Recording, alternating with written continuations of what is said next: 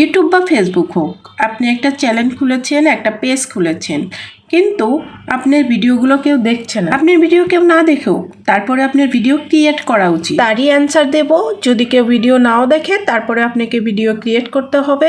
এই সলিউশনের অ্যান্সার দেব আজকের এই ভিডিওতে। হিউজ পরিমাণ ভিউ এবং সাবস্ক্রাইবার আসে না, তখন কিন্তু আপনি ফ্রি সময়, এই সময়টা আপনি যা ইচ্ছা তাই বানাতে পারেন। খাতা আছে না, আমরা যখন যা ইচ্ছা তাই লিখতে পারি, আপনার ভিডিও বানানোটাও আপনি সেখানে বিভিন্ন ধরনের এক্সপেরিমেন্ট করতে পারবেন। আপনার উপরে কিন্তু কোনো ধরনের আশা ভিডিও বানানোর মধ্যে দিয়ে আপনি কেউ চাপ দিচ্ছে না। আরেকটা কথা হচ্ছে, আপনি যদি ভালো কন্টেন্ট ক্রিয়েটর হতে চান, তাহলে প্রথমে আপনাকে খারাপ ভিডিওর মধ্যে দিয়ে যেতে হবে। ভাই এখানে ভিউ আসবে না, এঙ্গেজমেন্ট হবে না, সাবস্ক্রাইবার আসবে না, এটাই স্বাভাবিক, তাই না? কারণ রাবখাতায় কখনো রেজাল্ট আসে না। ভিডিও বানাবেন তখন কিন্তু আপনার অনেকটা বিষয় ইমপ্রুভমেন্ট হবে। তার প্রথম বিষয়টা হচ্ছে ক্যামেরার সামনে কথা বলা।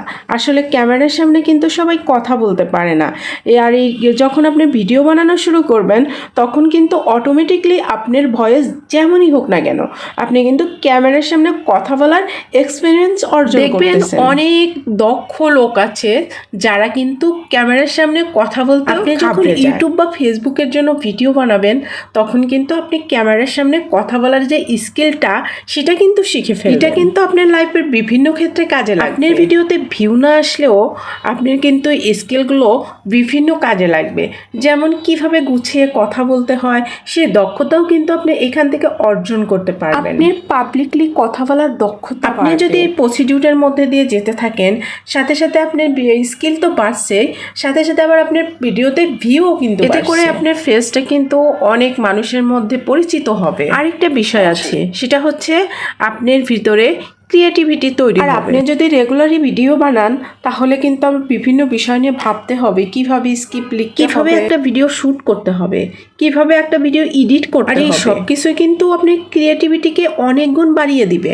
আপনি যখন এই বিষয়গুলো রেগুলারলি করতে থাকবেন, তখন অটোমেটিকলি দেখবেন আপনার চ্যানেল বা ফেসবুক পেজ মনিটাইজেশন হয়ে গেছে। আপনি প্রথমত ইনকাম করার উদ্দেশ্যে কাজ করবেন না, আপনি প্রথমত কাজ করবেন আপনার স্কিল ডেভেলপমেন্ট। আর পরবর্তীতে দেখবেন যে আপনার স্কিল ডেভেলপমেন্ট করতে করতে আপনার চ্যানেল থেকে ইনকাম আসা শুরু হয়ে গেছে। এখানে বিভিন্নভাবে কিন্তু আপনার ইনকাম আসে। ফেসবুক পেজে কিন্তু অনেকগুলো ধাপ আছে, অনেকগুলো অপশন আছে, সবগুলো থেকে ইনকাম আসবে। আবার ইউটিউবে যে আপনার হচ্ছে অ্যাডসেন্স আছে, সেখান থেকে আপনার ইনকাম আসবে। প্রোডাক্ট মার্কেটিং করে আপনি এখান থেকে ইনকাম করতে পারেন। যদি যখন এখান থেকে স্কিল তৈরি হবে, সেই স্কিলটা আপনি অন্য মাধ্যমে বিক্রি করে কিন্তু ইনকাম করতে পারবেন। কোনো ব্র্যান্ডের প্রমোশন করেও কিন্তু আপনি ইনকাম করতে পারবেন। আপনি যদি প্রতিদিন ফেসবুক বা ইউটিউবের জন্য ভিডিও ক্রিয়েট করেন, তাহলে আপনি শিখতে পারবেন কিভাবে চিন্তা করতে হয়, কিভাবে ভিডিও করতে হয়, কিভাবে ভিডিও এডিটিং করতে হয়, কিভাবে ভিডিওতে ভয়েস দিতে হয়, কোথায় কোথায় আপনার শক্তিমত্তা আছে, কোথায় কোথায় আপনার দুর্বলতা আছে, এগুলো সবই দুর্বলতা কাটিয়ে উঠতে শেখায়। তাই প্রথম দিকে আপনার ভিডিও ভালো না হোক, আপনার কণ্ঠ